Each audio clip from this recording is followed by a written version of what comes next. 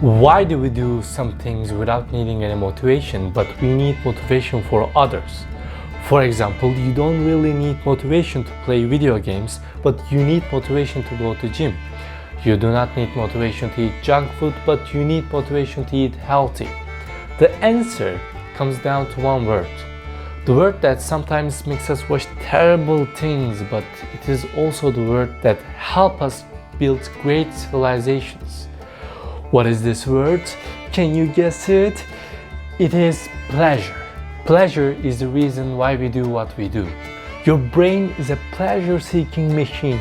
It is designed to make you survive and reproduce. And it uses pleasure to push you to things that make you survive and reproduce.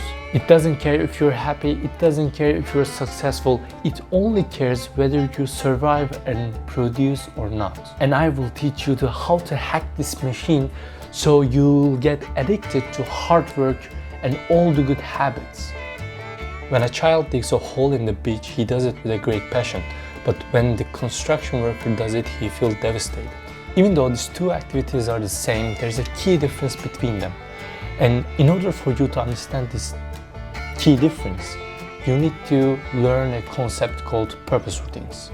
Purpose routines are certain procedures that your brain uses to reach these pleasures. Your brain creates a maps of pleasure and threats all around you. And it uses purpose routines like a computer program to get the pleasures and avoid the threats. To make this more clear, I will give an example. Imagine you're studying and you get bored.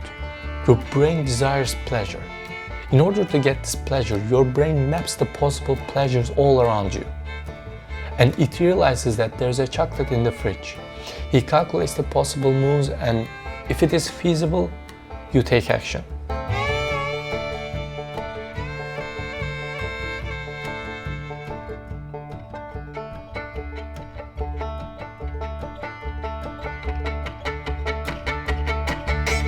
There are two kinds of pleasures: destination pleasure and journey pleasure. The pleasure you feel after you achieve some pleasurable goal is called destination pleasure.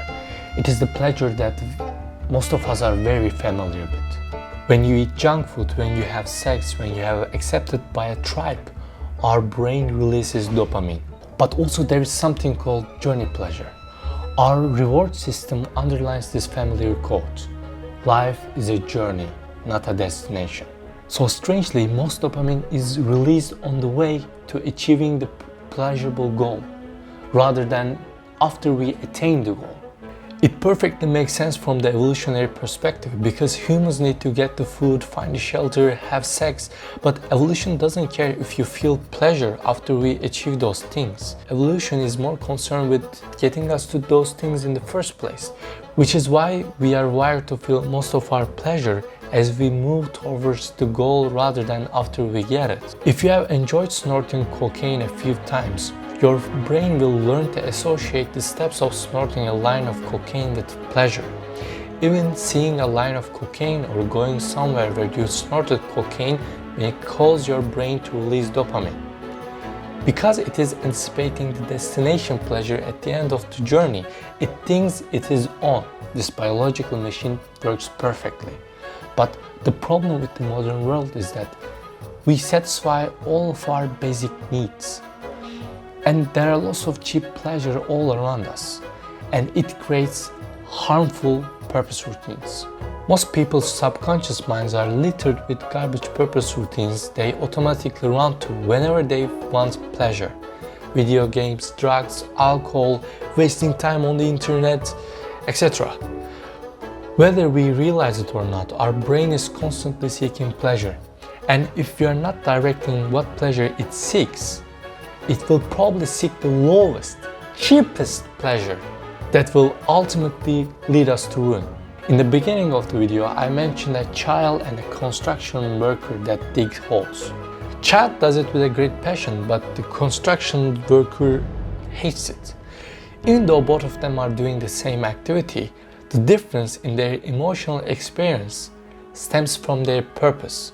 The child digs the hole because in his imagination he is building his magnificent castle, and this juicy purpose give him the motivation he needs. On the other hand, construction worker is digging the hole for just $7 per hour. Now you understand how your brain works. So let's create the drug that will make you addicted to hard work. The first ingredient to get addicted to hard work is to set a big juicy goal. This big juicy goal will give you the boost that you desire. Every day, close your eyes and imagine how your life will be if your dreams come true. Do it. You may think that this is a cheap advice, but you have to try to see its power. Okay? Trust me. Do it. Do not just do one day and leave it. You have to try it at least 1 week. After you start doing this, you will add one more ingredient to your drug, and I call this ingredient success journaling. Sometimes, even though you have an amazing goal that you really want to achieve, you may have a hard time putting effort, or maybe you don't feel motivation to move towards that goal, or even you do the work, you don't give your 100%. I've been there. I've experienced the exact problems. And after a bunch of trial and error, I found the problem. It was self-doubt. Intrinsically, you don't believe that you can achieve these goals. So your brain creates anxiety because it thinks if you pursue those goals, it will lead you to death. Now, remember our chocolate example. I really want to eat that chocolate, but this time there is a crocodile in front of the fridge. And I don't believe that I can beat that crocodile. So my brain creates a bunch of excuses to discourage me. Oh, I don't really need to eat that chocolate. I'm not talented for this chocolate. I'm not smart enough for this chocolate. I'm not handsome enough for this chocolate, etc. But in most cases, there is no crocodile in front of the fridge. It is all in your head.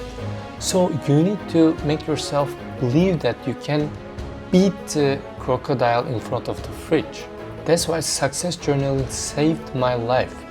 Because when you write down your past successes, it reminds you what you're capable of. You need to write down every single success that you had, every little things that you overcame. It will increase your confidence and you will start to feel the journey pleasure that we talked about.